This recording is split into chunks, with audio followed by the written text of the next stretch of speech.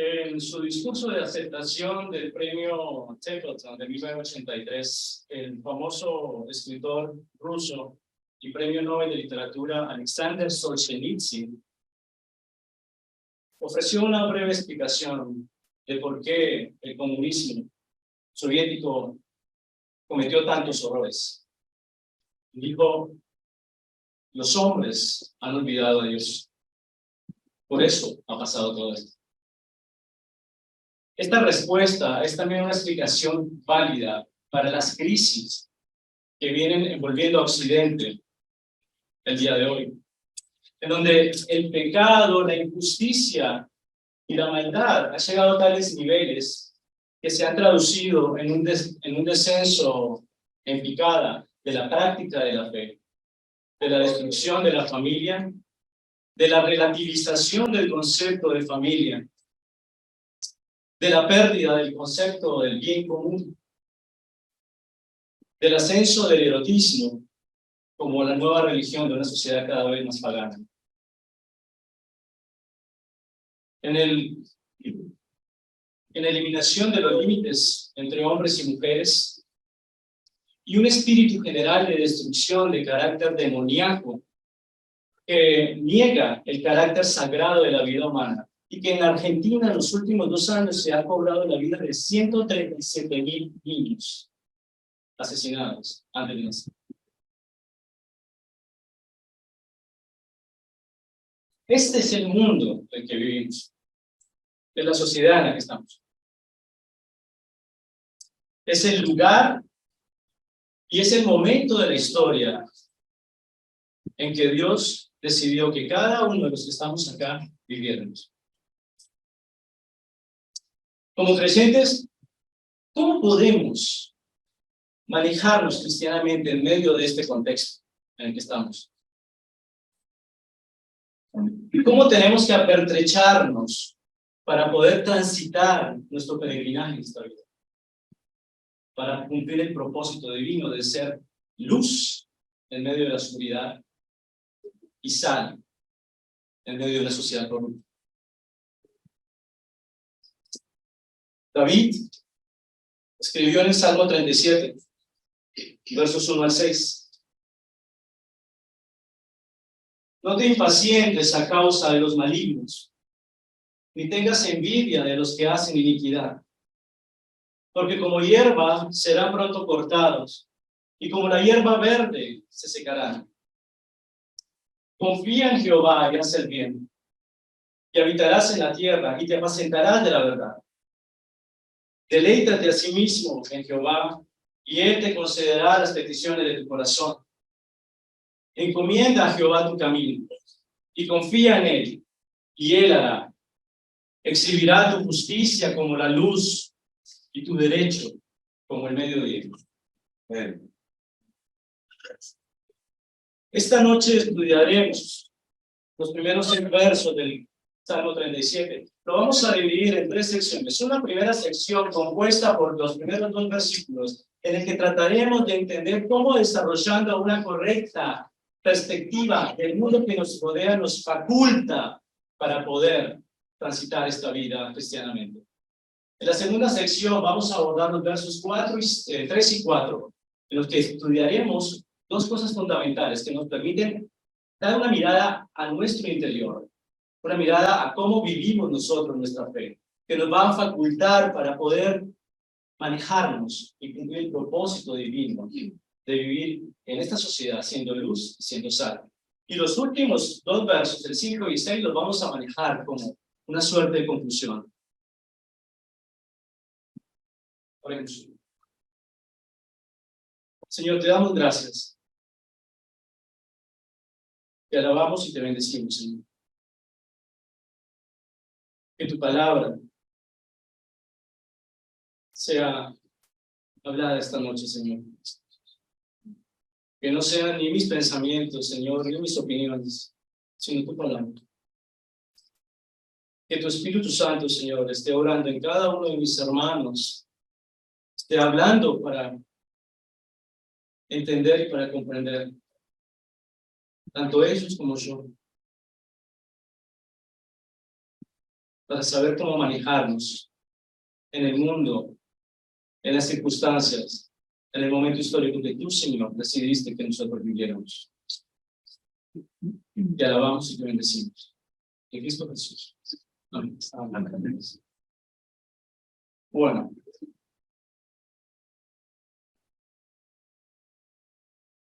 Una correcta perspectiva hacia el mundo exterior. Arranca el Salmo diciendo, David, no te impacientes a causa de los malignos, ni tengas envidia de los que hacen iniquidad, porque como hierba serán pronto cortados, y como la hierba verde se secarán.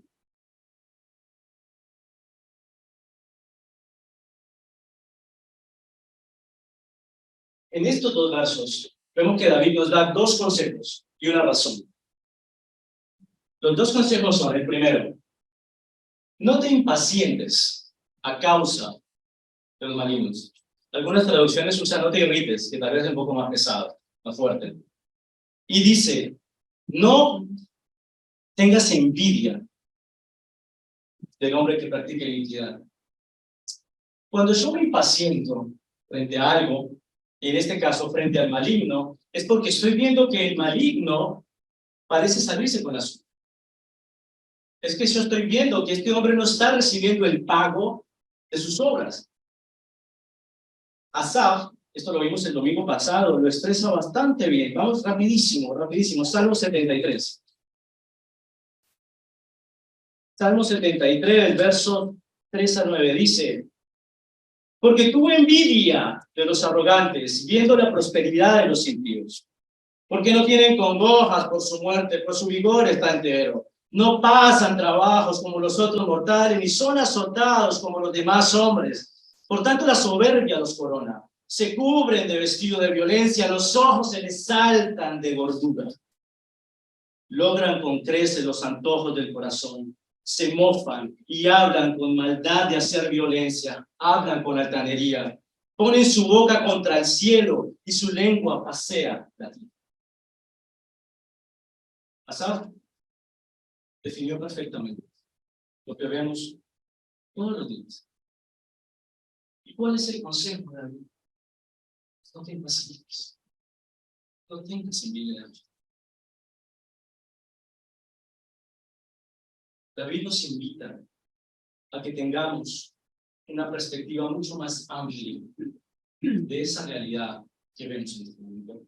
Si no te impacientes, Javier, no te impacientes cuando veas esto, porque prontamente serán cortados como la hierba, y como la hierba verde se secarán. ¿Qué lleva a un creyente a impacientarse? ¿Qué lleva a un creyente a tener envidia? Asaf lo dice también.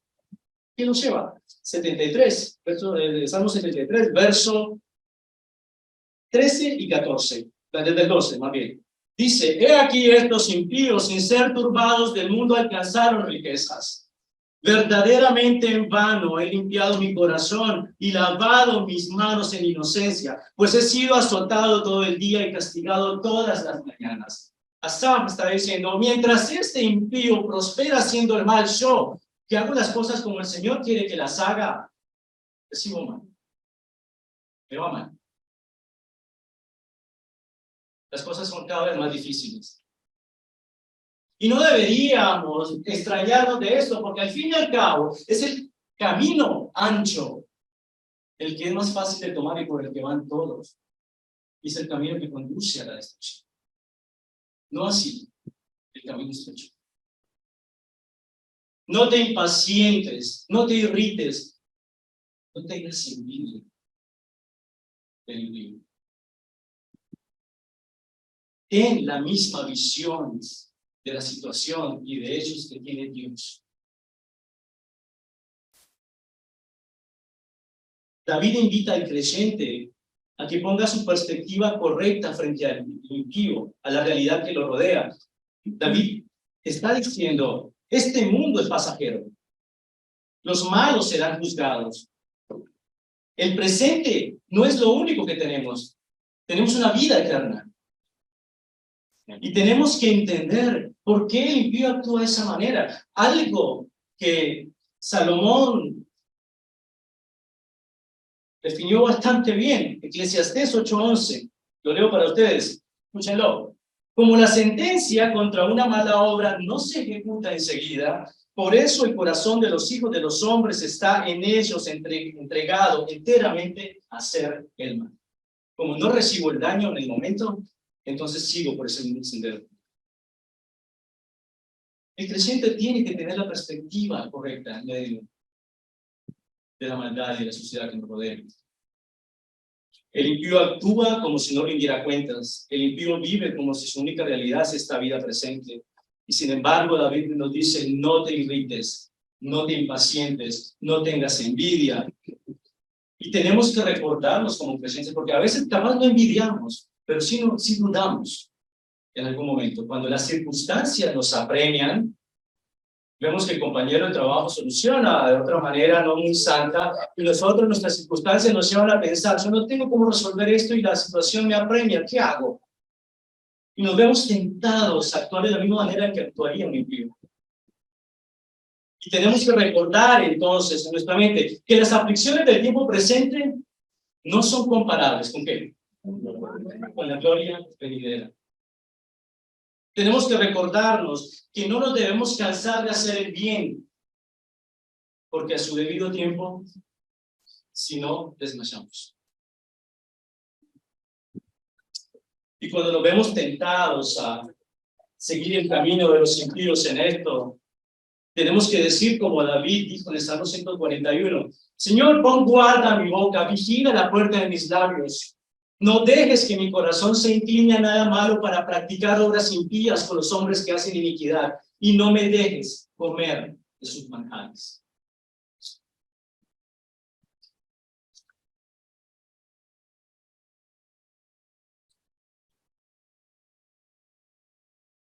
Pero no es lo único que necesitamos para manejarnos en el mundo en el que vivimos. No solamente tenemos que tener una correcta perspectiva del mundo que nos rodea y de las personas que nos rodean. No debemos ni irritarnos, no solamente no debemos ni irritarnos, ni desconfiar, ni dudar, ni tener envidia. Además, también tenemos que mirarnos hacia adentro. ¿Qué tipo de vida cristiana estamos llevando? Sigue diciendo David, versos 3 y 4. Confía en Jehová y haz el bien, y habitarás en la tierra, y te apacentarás de la verdad. Deleítate a sí mismo en Jehová, y Él te concederá las peticiones de tu corazón.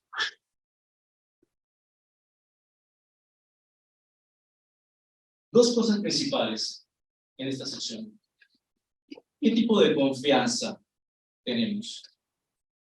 ¿Y qué es esto de deleitarnos en Jehová? David dice, confía en Jehová y haz el bien.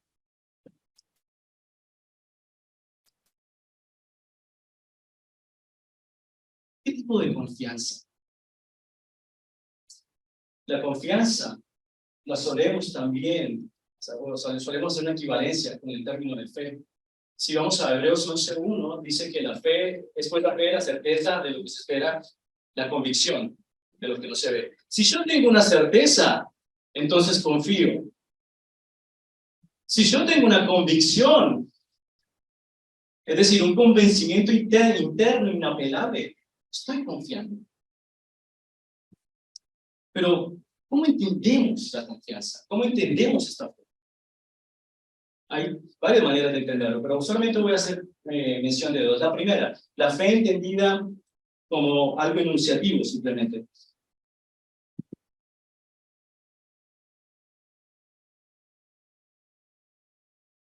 Esa fe entendida como el estar de acuerdo con una afirmación. Como cuando creemos que una determinada afirmación es verdadera, y entonces el tener fe se convierte en afirmar ciertas cosas que consideramos verdaderas. Esta fe es la fe de la que habla Santiago en el capítulo 2, cuando dice, ¿vos crees que Dios es uno? Buenísimo. Los demonios también creen. Es la fe de acá. La fe que se queda en las palabras, en el confesar. Es una fe que normalmente no tiene tanto poder, sino que es más bien declarativo. Pero luego también tenemos otro tipo de fe, que es la fe entendida como la confianza. Es una confianza radical, que ya no es simplemente estar de acuerdo en que una afirmación es verdad, sino creer que aquello en lo que digo creer tiene el poder real de sustentarme. La fe, como confianza radical, es la fe que me mueve a actuar. La fe genuina, la confianza radical, es la que me permite contarte el secreto, porque confío en que lo vas a contar, si no, no te lo contaría. Es la fe que me dice que puedo cruzar el puente porque confío en que el puente va a sostener mi peso. De verdad, de verdad confiamos en algo cuando no actuamos con base en eso que decimos que confiamos. Porque ahí está la diferencia.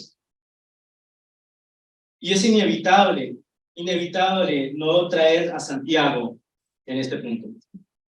Rapidísimo, Santiago, capítulo 2, verso 14. Hermanos míos, ¿de qué aprovechará si alguno dice que tiene fe y no tiene obras? ¿Podrá la fe salvarle? Y si un hermano o una hermana están desnudos y tienen necesidad del mantenimiento de cada día, y alguno de vosotros les dice, id en paz, calentados y saciados, pero no les dais las cosas que son necesarias para el cuerpo, ¿de qué aprovecha? Así también la fe, si no tiene obras, es muerta en sí misma. Pero alguno dirá, tú tienes fe, y yo tengo obras. Muéstrame tu fe sin tus obras, y yo te mostraré mi fe por mis obras. Si vamos de vuelta al Salmo 37, es este tipo de fe del que viene hablando David, de confianza. Confía en Jehová y haz el bien. Es lo que Pablo nos dice en Efesios 2:8. Solo salud por gracia por medio de la fe. ¿Qué dice el verso 10? Quedados en Cristo para buenas obras, las cuales fueron preparadas de antemano para que anduviésemos en ellas. Confía en Jehová y haz el bien. Y además me dice, confía en Jehová y haz el bien y habitarás en la tierra. Esto de habitar en la tierra es como ocuparse de nuestros asuntos diarios. Confía en Jehová, haz el bien, ocúpate de tus asuntos y apacítate de la verdad. Otras traducciones dicen, habita la tierra y cultiva la fidelidad. Por supuesto que si yo confío de la manera en que Dios me pide que confíe, en ese tipo de fe que me mueve a la acción, por supuesto que voy a andar en buenas obras. Si yo confío de la manera en que David me dice acá, por supuesto que podré habitar la tierra, ocuparme de mis asuntos y vivir sobria, piadosa y justamente, como le dice Pablo a Timoteo. A Tito, perdón. Si yo confío de la manera, con esa confianza radical en el Señor, entonces no solamente voy a hacer el bien, voy a habitar la tierra, sino que voy a ser apacentado por la verdad, o como dicen otras traducciones, voy a cultivar la fidelidad. Es decir, voy a seguir caminando el camino que el Señor ha trazado para mí. Y entonces viene a mi mente, ¿qué viene a mi mente? Puedo correr con paciencia la carrera por delante.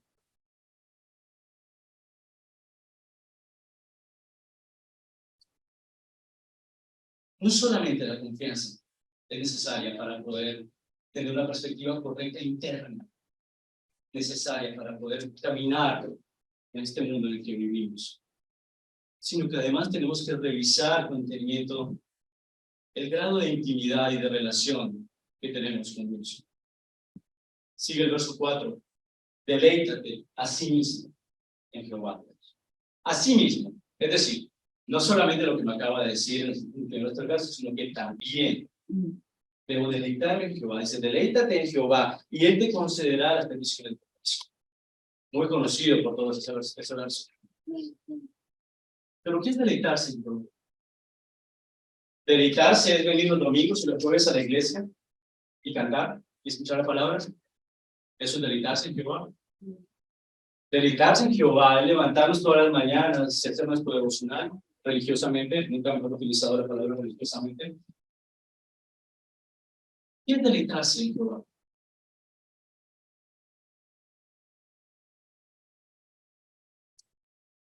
Para esto tenemos que ir a Juan 15, porque el Señor Jesús nos dice de qué trata este deleite.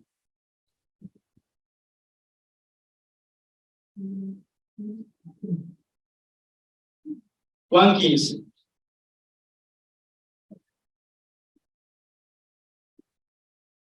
Es el discurso, uno de los últimos discursos del Señor antes de ser entregado. Él viene diciendo que Él es la vid verdadera y Dios, Padre, es el labrador. Él viene diciendo como contexto que nosotros somos los sarmientos o los pámpanos que deben estar pegados a la vid para que puedan dar fruto. Porque separados de Él, nada podemos hacer.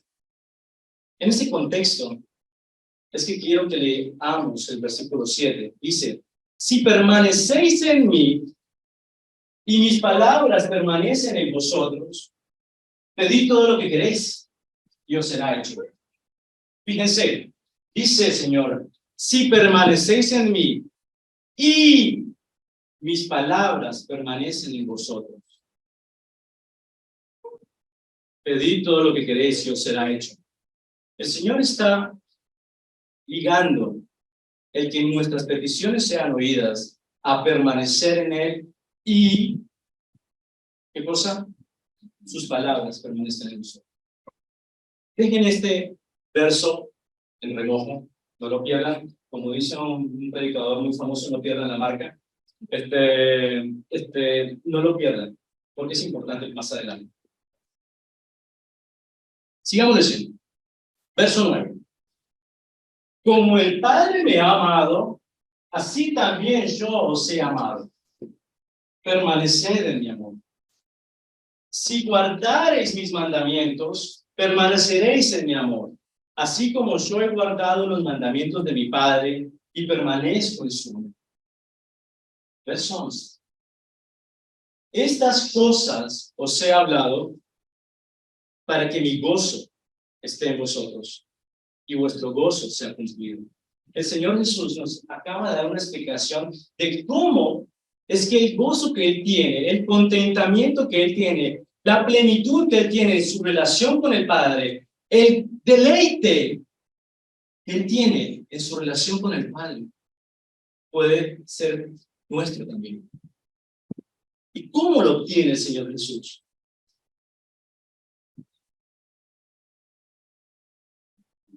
Verso 10. Si guardareis mis mandamientos, permaneceréis en mi amor, así como yo he guardado los mandamientos de mi Padre, permanezco en su amor.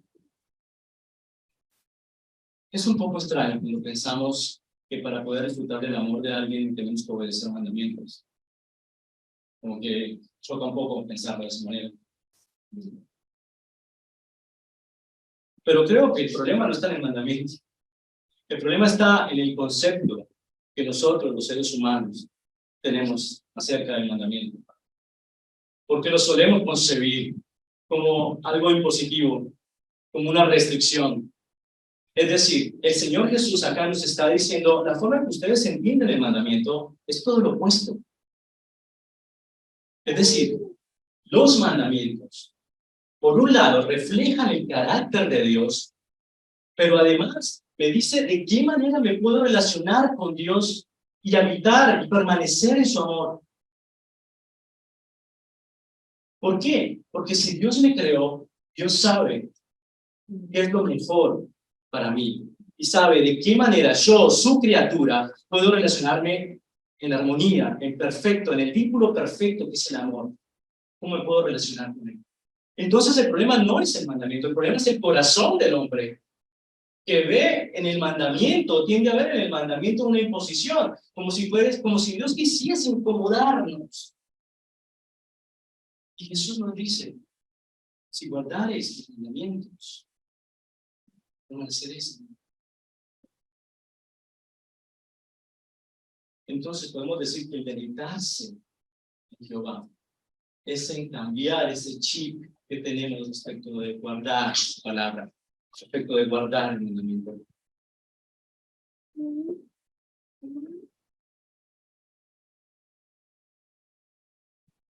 El Señor Jesús nos dice que la causa de su deleite perfecto en el Padre radica en que Él ha permanecido en el amor del Padre, puesto que ha guardado su palabra, sus mandamientos.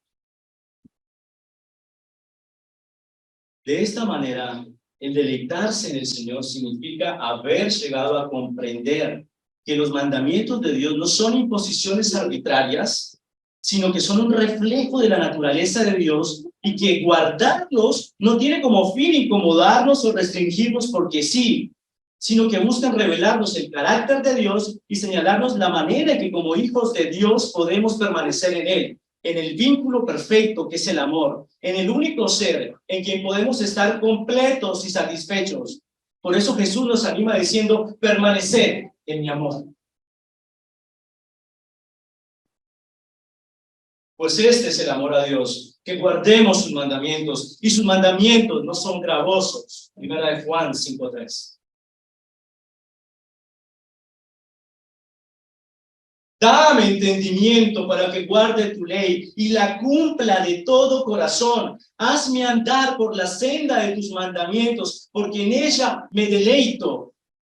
Salmo 119:35.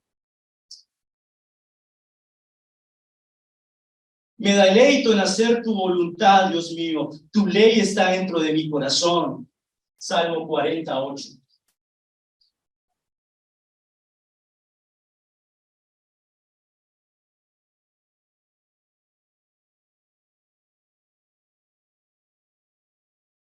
Vamos al Salmo 119, 44 y 45. Salmo 119, 44 y 45.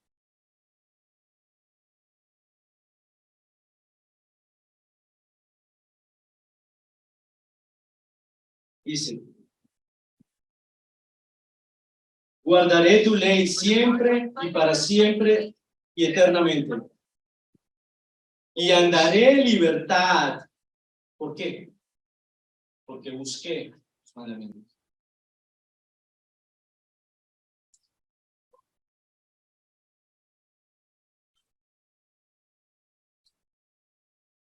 Cuando comprendemos esto, es que nuestra mente empieza a ser renovada de tal manera que podemos llegar a comprobar continua, sistemáticamente, que su voluntad es buena, agradable y perfecta, como dice Pablo en Romanos 12.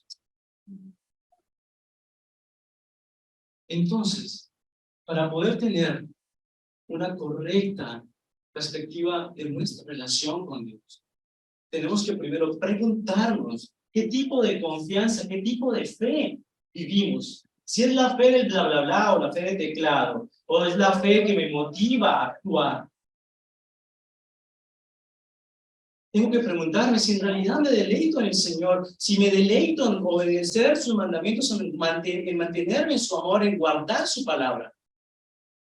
Si en mi mente veo el mandamiento como una imposición, como una restricción, y no como una muestra del carácter de Dios y una muestra de su amor, diciéndome qué es lo mejor para mí.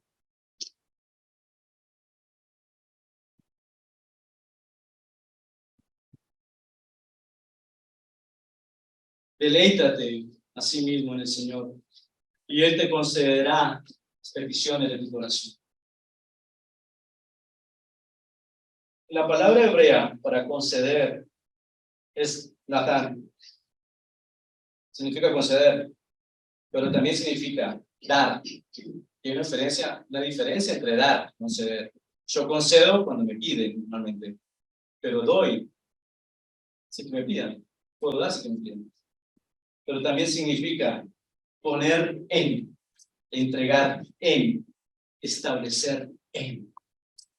Lo que David está diciendo es, deleítate a sí mismo en el Señor y Él te concederá las peticiones de tu corazón. Está diciendo que el habitar en la relación, en el vínculo perfecto de amor con Dios, va a transformar, va a calibrar, va a modificar e incluso va a poner nuevos deseos en tu corazón. De tal suerte que cuando vos pidas, vas a pedir conforme a su voluntad. Y todos sabemos qué ocurre cuando pedimos conforme a su voluntad.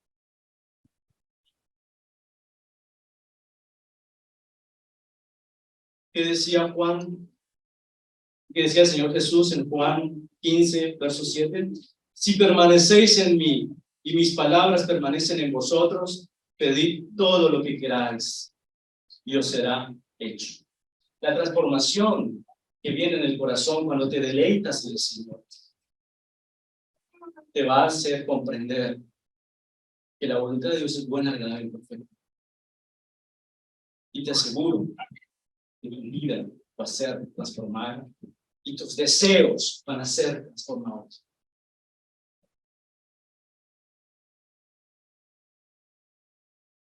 Yo esto lo he experimentado.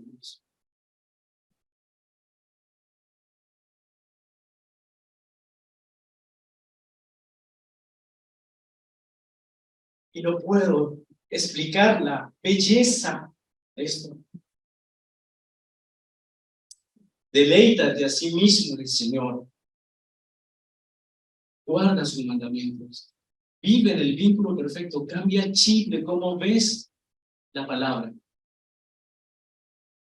Cómo ves el mandamiento que fue concebido para protegerte, para bendecirte, para que puedas florecer como cristiano, para que sepas cómo manejarte en tu relación con Dios y tengas acceso a la plenitud del gozo, del mismo gozo que tenía el Señor Jesús en su relación con el Padre, para que nuestro gozo sea completo. A manera de conclusión, versos 5 y 6, yo me hice un desafío acá. Encomienda a Jehová tu camino y confía en él, y él hará. Pero por supuesto, si caminamos este mundo, caminamos por esta vida, teniendo la perspectiva divina respecto de la suerte del impío, practicando el no enojarnos, el no irritarnos, el no envidiar, el no dar lugar a la duda, y encima confiando de la manera en que Dios quiere que confíe, que sea esa confianza radical que me lleva a moverme, que me lleva a actuar. Y además entiendo que el deleitarme en el Señor va a transformar mi corazón. El deleitarme en el Señor significa que entiendo que sus mandamientos fueron hechos para mi beneficio, fueron concebidos para mi beneficio. Por supuesto que puedo llegar a encomendar a Jehová mi camino y confiar en Él, y Él hará.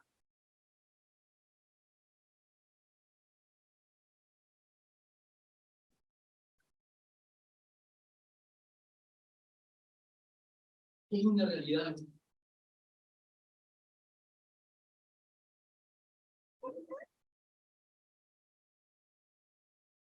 Porque a todos los que aman al Señor, las cosas les llevan bien.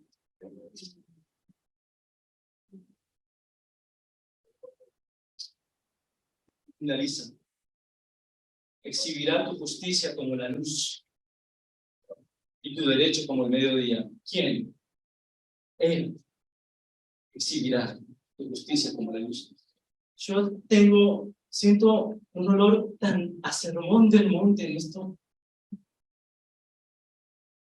Porque el Señor Jesús dice en el sermón del monte, vosotros sois la luz del mundo. Una ciudad sentada sobre un monte no se puede esconder, ni se enciende una luz y se pone debajo de una luz, sino sobre el candelero, que alumbra a todos los que están en casa. Así alumbre vuestra luz delante de los hombres, para que vean vuestras buenas obras y glorifiquen a vuestro Padre que está en los cielos. Amén. Exhibirá tu justicia como la luz y tu derecho como el mediodía. Él se ocupará de eso, porque Él es el que va a recibir la gloria. Hermanos, estamos inmersos en un mundo de verdad. Es verdad. Sabemos que en breve las comodidades que tenemos nosotros como creyentes no van a estar más.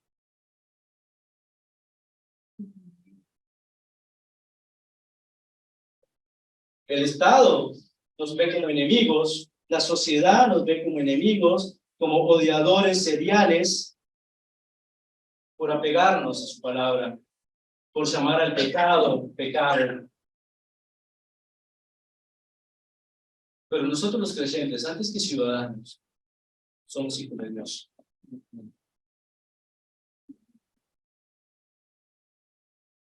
Para poder caminar en este mundo, como lo conocemos, lleno de pecado, maldad e injusticia, entonces tenemos que aprender a tener una perspectiva correcta del mundo que nos rodea. No irritarnos, no impacientarnos, ver las cosas como las ve Dios. Además de eso, tenemos que preguntarnos qué tipo de confianza tenemos. Si es una confianza de hablar o es una confianza que me motiva a actuar. Y además de eso me invita a preguntarme qué tan profunda y sincera es mi relación con Dios, si me deleito en Él y si entiendo el porqué de su palabra y el porqué de sus mandamientos. Y entonces podremos encomendar al Señor nuestro camino en este mundo y cumplir el propósito divino de ser sal en medio de esta sociedad corrupta y luz en medio de tanta oscuridad.